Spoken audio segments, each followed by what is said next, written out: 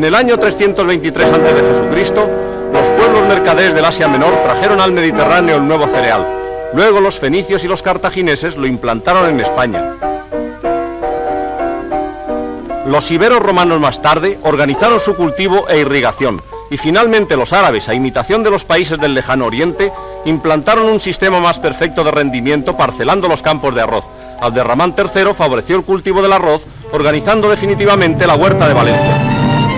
Extensiones de la Vega Valenciana en sus lindes con el mar son dedicadas al cultivo del arroz, permitiendo que el esfuerzo tenaz y entusiasta del labrador obtenga en proporción creciente de aquellas tierras cenagosas e inútiles este cultivo que es base alimenticia de la región y del resto de España.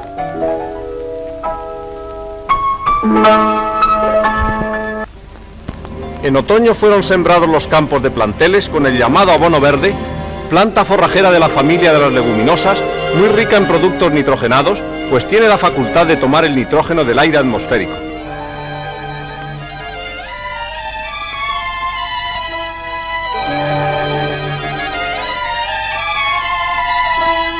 Comienza enseguida el contacto del arrocero con el agua, que ya será elemento inseparable en todas las fases del laboreo. Hay que revolver la tierra, nivelar la superficie para que no haya hoyos ni prominencias. Todo esto es lo que el arrocero levantino conoce por fanguechá del plantel, por estar desenvuelta a través del primer fango, y de nuevo entra en funciones la Organización Nacional Arrocera a través de los técnicos de la granja experimental de Sueca. Un grupo de especialistas selecciona las espigas de la anterior cosecha y escoge las nuevas simientes analizadas y comprobadas botánicamente para que la próxima cosecha supere a la anterior. Luego los sindicatos locales distribuirán entre los arroceros la semilla seleccionada para hacer los nuevos planteles.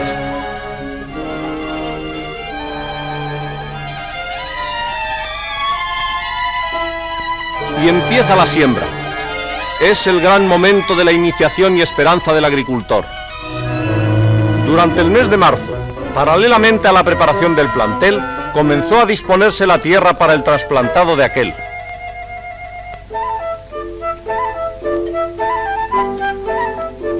En esta labor coinciden el viejo arado de vertedera con el moderno tractor, elementos de trabajo manejados siempre, momento solemne de echar el agua a los campos de arroz.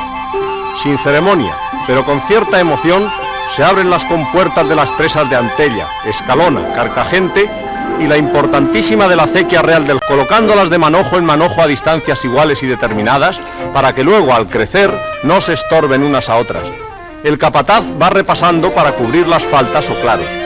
La rapidez de esta operación y el trabajo duro requiere la utilización de numerosos jornaleros que vienen de otros lugares y cuyo trabajo se paga a un elevado precio, contratándolos a un tanto por anegada de tierra o medida similar. Und vielen von ihnen merkt man noch die Blutsmischung mit den Arabern an, die hier 800 Jahre herrschen. Den Reisbauern und selbst den Arbeitern geht es wirtschaftlich verhältnismäßig gut. Frauen, wie in Italien, sieht man auf den Feldern überhaupt nicht.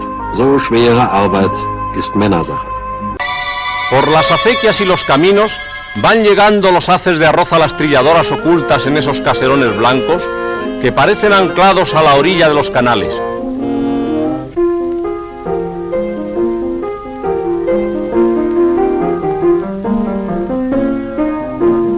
Después de la espera de un año, las trilladoras van engullendo insaciables las brazadas de arroz. En su sencillo mecanismo interior se separará la paja y el grano.